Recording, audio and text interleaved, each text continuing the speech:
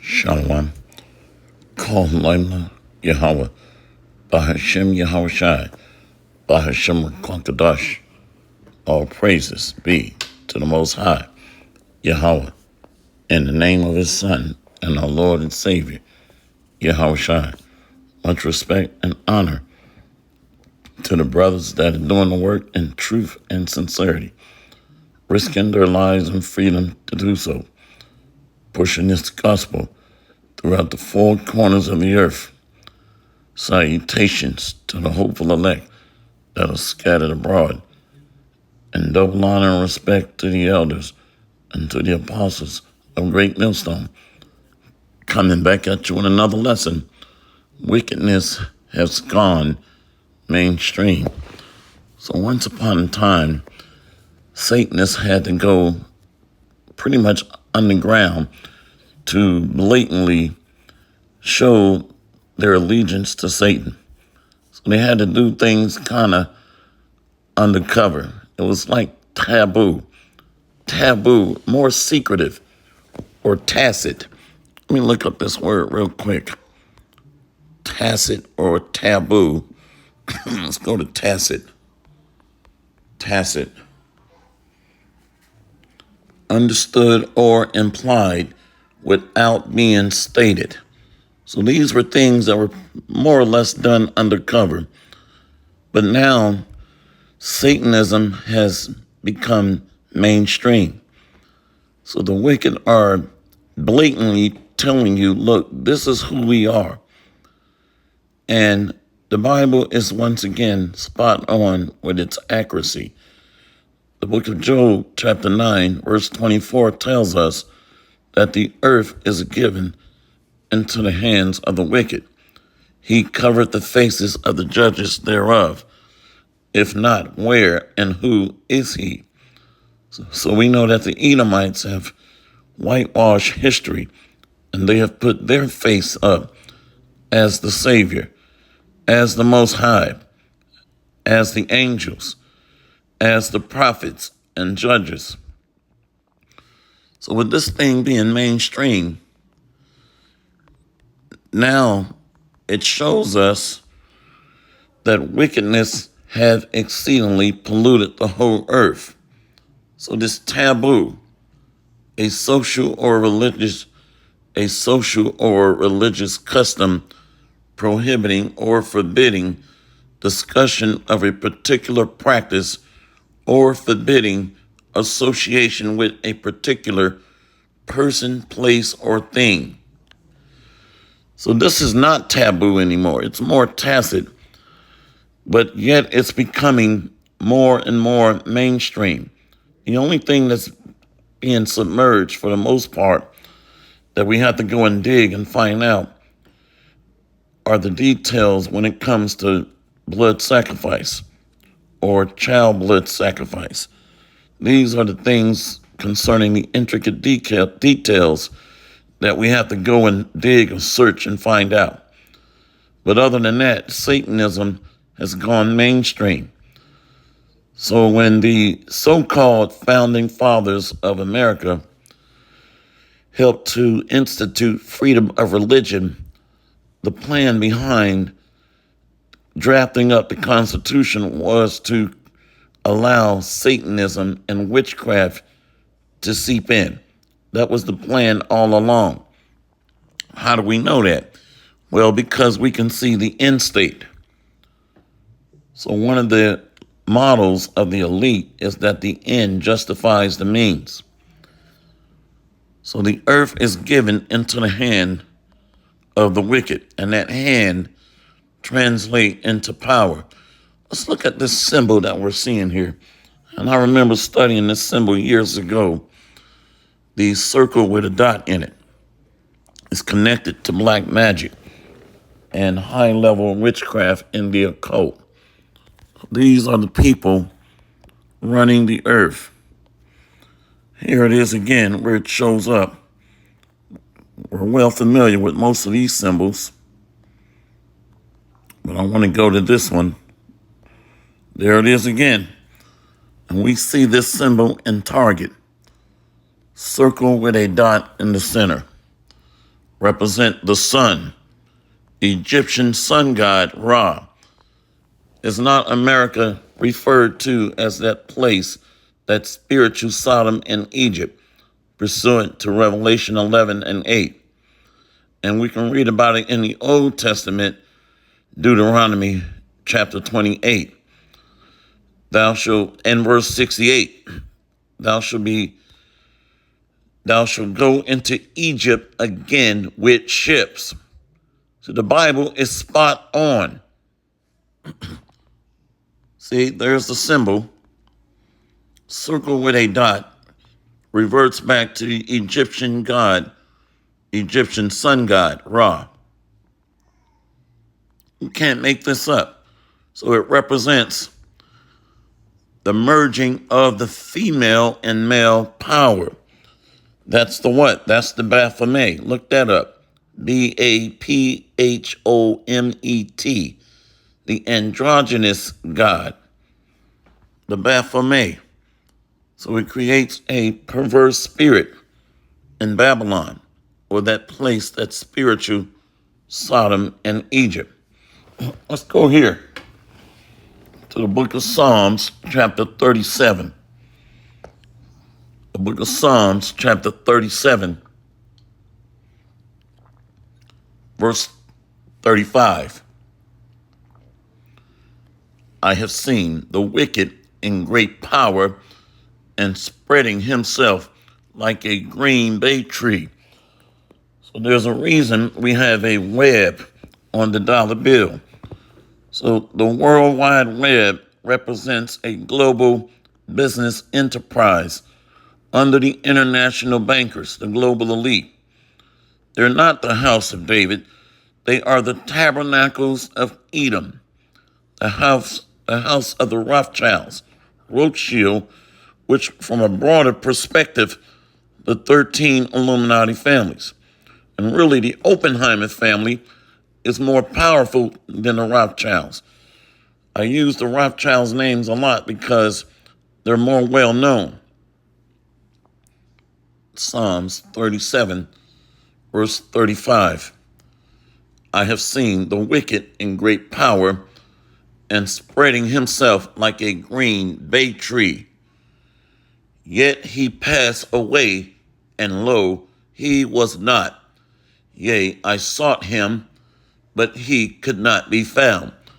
So the old world is going to pass away, and the kings of the earth are going to be brought down to servitude under the sons of Jacob, the mighty men of the tabernacle of David. Mark the perfect man, and behold the upright, for the end of that man is peace. So many people are going to gather unto the Lord's elect, knowing that the elect members are carrying a light around them, an aura of wisdom and understanding. So people are quite naturally going to gravitate towards he who holds the torch in the land of gross darkness and chaos and confusion. Let's go to the book of Psalms, chapter 119, verse 119. Thou puttest away all the wicked of the earth like dross. Therefore, I love thy testimonies. So when you go into that word dross, which we will, it literally equates to nothing. The Bible says that they shall be like or as nothing. Let's go into this word dross. Dross comes from the Hebrew Strong's H 5509. Sieg. Sieg. It's not giving me a good definition here, but it equates to nothing. The dross is the offscouring of if you're scraping silver or if it's being burned, it's the sheddings, the flakes that's just cast away or thrown away. The little sheddings off the silver. So it's useless, it's worthless.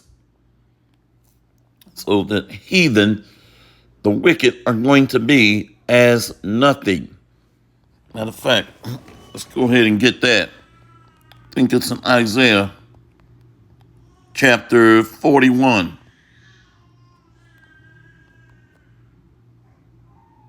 The book of Isaiah chapter 41. Let's go here to verse 12. Isaiah 41 and 11. Behold, one moment, let me go into another room.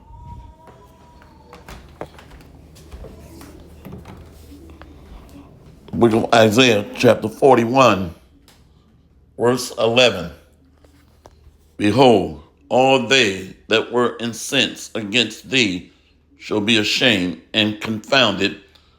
They shall be as nothing, and they that strive with thee shall perish. Thou shalt seek them, and shall not find them, even them that contended with thee.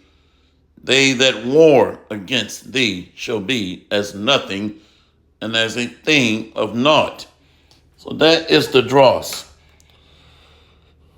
which starts with the house of Israel, believe it or not. The 2/3, those that reject this word and are not going to come to repentance. Let's keep it moving. Let's go from there. One moment.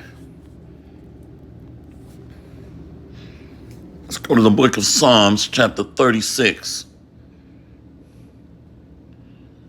Let's go to verse 10.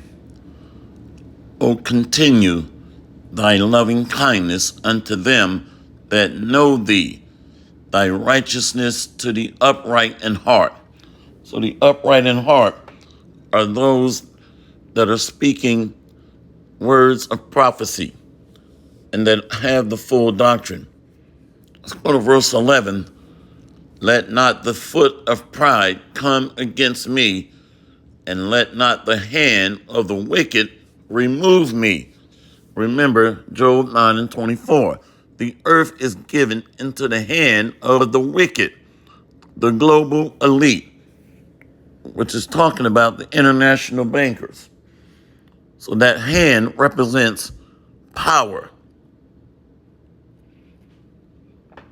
Let's read it again. Psalms 36, verse 11. Let not the foot of pride come against me, and let not the hand of the wicked remove me. There are the workers of iniquity fallen. They are cast down and shall not be able to rise. So the wicked are going to be brought down to nothing. The Bible says that they shall have no name in the street. So they're going to become like a graveyard, castaways, peasants, serfs, slaves. Psalms 36, verse 12. There are the workers of iniquity fallen. They are cast down and shall not be able to rise. So not being able to rise is in a dead state. No power. See, let's go to, matter of fact, before we do, let's go here first. Psalms 31. Let's go to verse 16. Make thy face to shine upon thy servant. Save me for thy righteousness' sake. Let's read it again. Psalms 31, verse 16. Make thy face to shine upon thy servant. Save me for thy mercy's sake. So the face of the Lord shining upon his elect is his doctrine that's shining upon his anointed ones. This is the oil of understanding on the face of his anointed. They can understand his will. Go to Psalms 31, verse 17. Let me not be ashamed, O Lord, for I have called upon thee. Let the wicked be ashamed, and let them be silent in the grave. Remember, we read, let them not rise.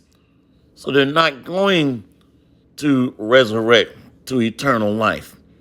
They're going to be brought into the valley of the dry bones, the grave. So they're going to be powerless.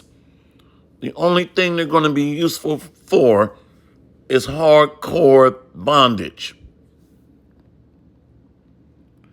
Let the lying lips be put to silence, which speak grievous things proudly and contemptuously against the righteous. Oh, how great is thy goodness, which thou hast laid up for them that fear thee, which thou hast wrought for them that trust in thee before the sons of men. So let not their lips speak, or let their lips be put to silence. Whenever a enemy force is, whenever an enemy army is taken down, they are silenced. They're not giving permission to speak. And you separate the leaders from the young, or the elders from the young. So you cut off their leadership and you separate them and silence them.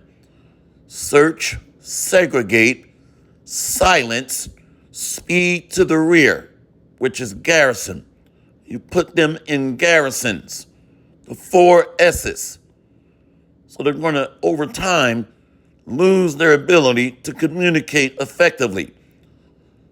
Just like what happened in Job chapter 30. Let's read it again. The book of Psalms chapter 31, verse 18. Let the lying lips be put to silence, which speak grievous things proudly and contemptuously against the righteous. Oh, how great is thy goodness, which thou hast laid up for them that fear thee, which thou hast wrought for them that trust in thee before the sons of men. So the Lord is going to have favor on his faithful ones, his elect. Close out here. Ecclesiastes chapter 8, verse 11. Because sentence against an evil work is not executed speedily, therefore the heart of the sons of men is fully set in them to do evil. So they feel they have full reins to spread wickedness, witchcraft on the earth, and sorcery, because sentence is not going forth in the time that they're looking at. They're looking at it from a secular or worldly view. But to the Most High, one day is as 1,000 years, and 1,000 years is as one day. So he's only looking at about a 2.5 day window, approximately 27 or 2,800 years. But he's getting ready to bring judgment. How do we know that? Because the fig trees or the figs are blossoming. The prophets are blossoming and blooming, prophesying on 5 major continents, prophesying the end. Ecclesiastes chapter 8, verse 11. Because sentence against an evil work is not executed speedily. Therefore, the heart of the sons of men is fully set in them to do evil. Though a sinner do evil 100 times, and his days be prolonged, yet surely I know that it shall be well with them that fear God, which fear before him. So the hopeful elect have just that, hope, have inspiration through the Holy Spirit. Breath has been breathed into the Lord's faithful. Let's go to verse 13. But it shall not be well with the wicked, neither shall he prolong his days, which are as a shadow, because he feareth not before God. So this was written for us to read in our time. Whatsoever was written aforetime was written for our learning. So now that we're prophesying, this scripture was made for our time. This is the generation that seek after the Lord. Yahweh Ba'Shem Yahweh Shai. Let's read that again. Ecclesiastes 8, verse 13. But it shall not be well with the wicked, neither shall he prolong his days, which are as a shadow, because he feareth not before God. So vanity is on the earth. Folly is set in great dignity, and the rich sit in low place. So the kings and priests are servants on the earth, but the wicked are riding on the proverbial high horse. And that matches Ecclesiastes chapter 10. That's why they took down that Theodore Roosevelt statue at that New York Museum of Natural History. There is a vanity which is done upon the earth, and there be just men unto whom it happeneth according to the work of the wicked. Again, there be wicked men to whom it happeneth according to the work of the righteous. I said that this also is vanity. So vanity is pervasive throughout the earth. There is a perverse spirit here in the daughter of Babylon, a land of enchantment, witchcraft. The air we breathe messes with our psyche, causes us to have symptoms. The food we eat, the preservatives that we put into our vessel, everything is geared towards dumbing us down and making us spiritually numb. So we need a spiritual intercessor. We need a spiritual intercessor. We need spiritual intervention. Because this man, Esau, has lost his damn mind. He's getting worse, along with the citizens under him. Hopefully this lesson has been edifying. All praises to Yahweh Ba'Shem Yahweh Shai, Ahashem Rakwakadash, Barakatam. See you on the next lesson, Lord willing. Pam Yasharala and the Bad the Bar. We got next, Lord willing. Shalom.